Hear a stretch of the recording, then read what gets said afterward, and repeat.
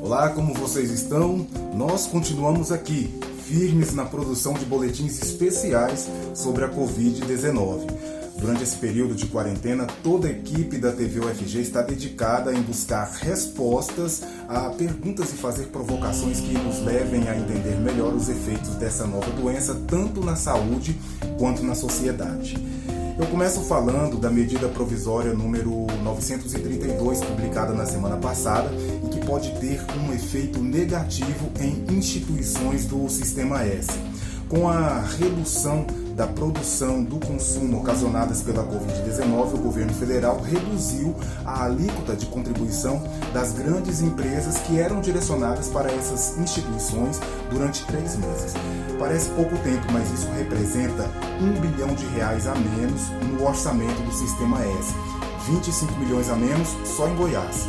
Por aqui, 13 escolas do SESC e SENAC correm o risco de paralisar as atividades e demitir funcionários.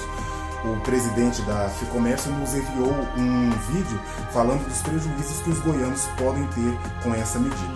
O governo federal entende que esse corte atingirá apenas as grandes empresas, porque as microempresas, os empreendedores individuais estão dentro do Simples e não pagam o Sistema S. E as 600 mil empresas que pagam isso, pagam em média R$350, o que não faz diferença no caixa delas. E nós, se tivermos esse corte em Goiás, seremos obrigados a reestruturar toda a nossa rede de atendimento. Teremos que parar as 4 carretas que rodam o estado, teremos que fechar 3 unidades no interior e poderemos ter que demitir quase 500 funcionários. Serão quase 37 mil atendimentos a menos por ano.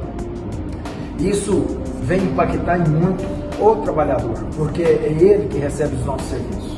Infelizmente, encaminhamos uma proposta pela CNC para entregar econômico e financeiramente R$1 bilhão em serviços ao governo federal, com produtos hospitalares, como cama, respirador, exames de Covid, mas não obtivemos nem resposta.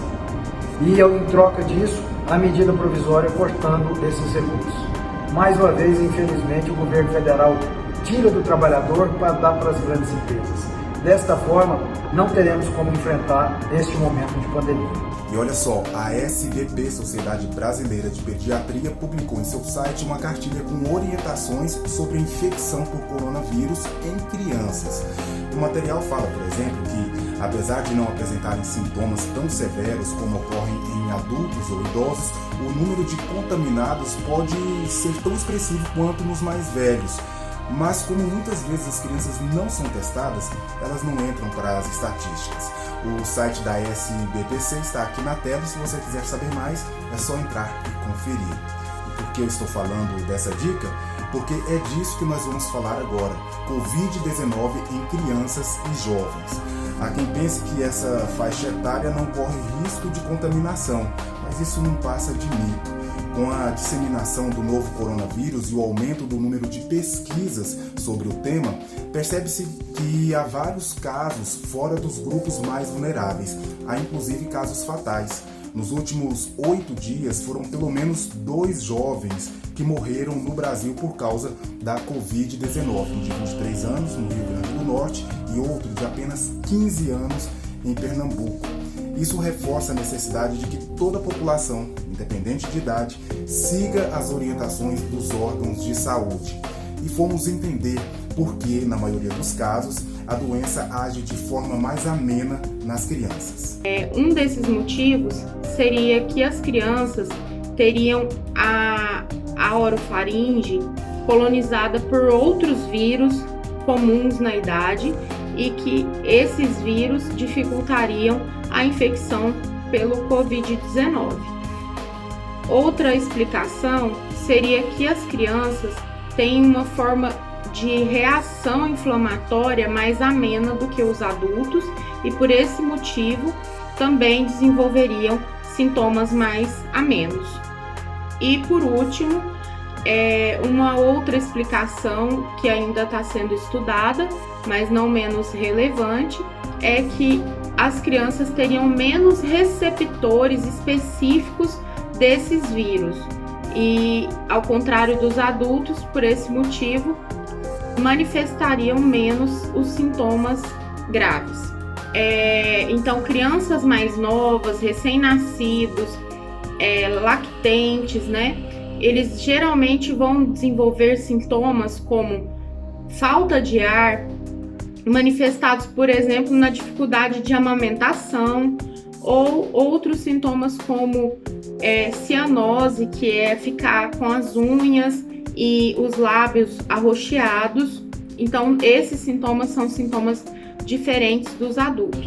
Outros sintomas que também são um pouco diferentes dos adultos seriam pele fria, úmida, manchinhas avermelhadas em toda a pele, né? Que são sinais de infecção, geralmente, sinais de choque, sinais de gravidade. E como os adultos, outros sintomas seriam febre, a própria tosse, né? E o cansaço. Então, esses são os principais sintomas manifestados. O vírus afeta, sim, recém-nascidos. É conhecido através de alguns estudos que menores de 1 ano podem desenvolver sintomas mais graves. E como seria essa transmissão? Ela se dá principalmente da mãe para o filho, né? No caso do recém-nascido. Então, mães sintomáticas suspeitas de infecção por Covid-19 devem ter uma cautela maior. Então, durante o aleitamento, deve ser feita toda a higienização correta das mãos, higienização da mama, se puder fazer ordenha e não ter contato direto da boca, né, com a respiração do recém-nascido. Por esse motivo, às vezes eles vão estar como portador, transmitindo para as outras pessoas e não terem nenhum sintomas. E a gente sabe que essa população, ela convive muito com os idosos, principalmente com os avós, e por esse motivo a gente tem que resguardar principalmente essas pessoas que a gente sabe que é de grupo de risco. Já que as crianças e jovens, na maioria dos casos, não evoluem para sintomas graves, por que eles também devem cumprir o isolamento? Como a orientação ainda é ficar em isolamento social, as aulas presenciais, por exemplo, estão suspensas até o final de abril. Se você está com crianças em casa, eu tenho uma sugestão que pode ser bem interessante para esse período. Na página Engenheiros da Infância, no Instagram, você encontra dicas de brinquedos e brincadeiras para fazer durante a quarentena. Lá tem também várias postagens e muita inspiração para se divertir, dentro de casa.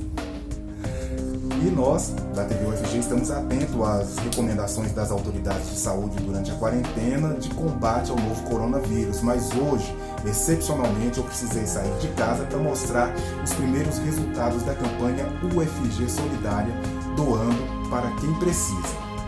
Bom, então eu cheguei aqui no campus Samambaia da UFG, estou aqui com a professora Carla Caetano, que é coordenadora da campanha UFG Solidária, Juntos Doando para Quem Precisa.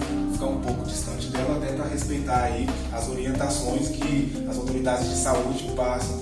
Mas, professora, fala pra gente como surgiu essa campanha.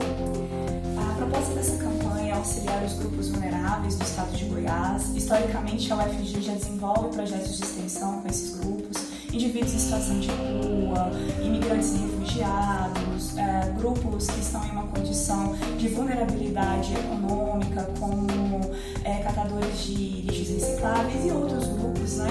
Então, esse contato que a universidade já tem com esses grupos vulneráveis, diante dessa pandemia que nós estamos vivendo e dessas condições de isolamento social que está sendo recomendada para o nosso estado, nós da Universidade Federal de Goiás temos um compromisso social de colaborar com esses grupos. Certo. Hoje começa essa distribuição que vai seguir nos próximos dias. Fala pra gente o que vai ser doado, né, essa semana e como vocês escolheram esses grupos que vão receber essas primeiras doações. Então, como fazer a doação? A doação ela está sendo realizada por meio de doação de dinheiro, depósito ou transferência. Esse dinheiro ele vai ser revertido então para a compra de alimentos básicos e produtos de higiene. E então, realmente, né, hoje nós iniciamos essas doações para esses grupos em situação de vulnerabilidade e mais de 500 cestas foram já adquiridas por meio desse dinheiro que foi doado. Nós temos um site que é o www.ufg.br/UFG Solidária. Temos todas as etapas de transparência. Caso queiram conhecer um pouco mais sobre o nosso projeto, sobre os grupos que estão recebendo essas doações, fiquem à vontade e também nos ajude a fazer a divulgação de nossa campanha. Certo, a senhora falou aí de transparência, inclusive essa parte aqui, né, essa nossa conversa faz parte desse protocolo, desse processo de transparência. E na sexta-feira, no nosso próximo boletim, nós vamos mostrar que uma parte dessas cestas aqui vão ser entregues aí para um grupo que realmente precisa. Além da doação em dinheiro, professor, existe também a doação de serviços, né? Exatamente, a UFG conta com serviço de voluntariado. Nós da campanha UFG Solidária também estamos recebendo esses voluntários, que são alunos de graduação, de pós-graduação e qualquer outro da comunidade UFG que queira nos ajudar nesse momento. Então, eles nos auxiliarão na divulgação e marketing da nossa campanha, como também participarão das doações dessas cestas básicas para essas comunidades. Ok, professora, muito obrigado por essa conversa aqui conosco. E é isso, o nosso boletim especial de hoje fica por aqui, mas você pode continuar acompanhando a programação no canal 15.1 e também pelo aplicativo da TV UFG. É só entrar no Google Play e baixar. Até o nosso próximo boletim. Tchau, tchau.